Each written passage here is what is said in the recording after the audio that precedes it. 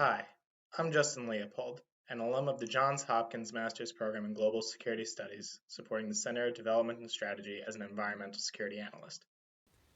And I'm Yaniv Cohen, also an environmental security analyst with the Center for Development and Strategy, and a current student at the Johns Hopkins School of Advanced International Studies.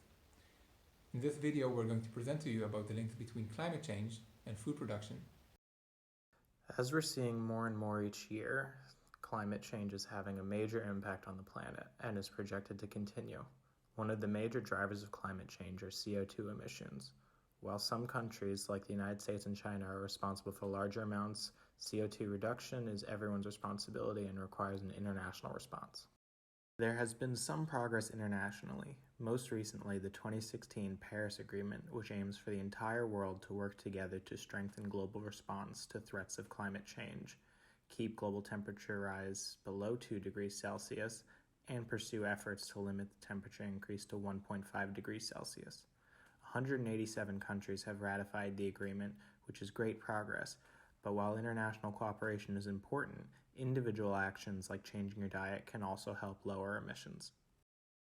What may surprise you is that about 26% of CO2 emissions are connected to food and food production. So by altering the demand for certain products, you can affect the supply and over time make a huge difference.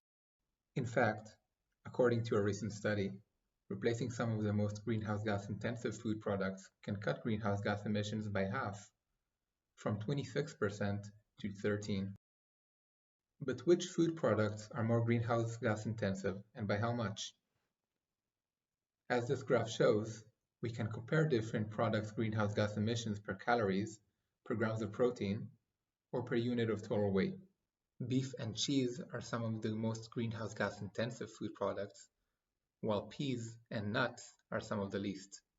As a general rule, you can see that animal products cost more greenhouse gas emissions than plant-based products. This is primarily due to animal methane emissions, the need to grow animal feed, and because of land conversion for grazing.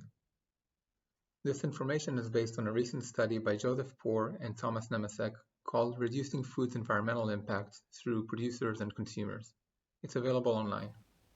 We can reduce about 13% of global greenhouse gas emissions by replacing the most greenhouse gas intensive food products, like beef. And remember, it's everyone's responsibility to help fight against climate change. Check out thinkcds.org for more climate-related publications from the Center for Development and Strategy.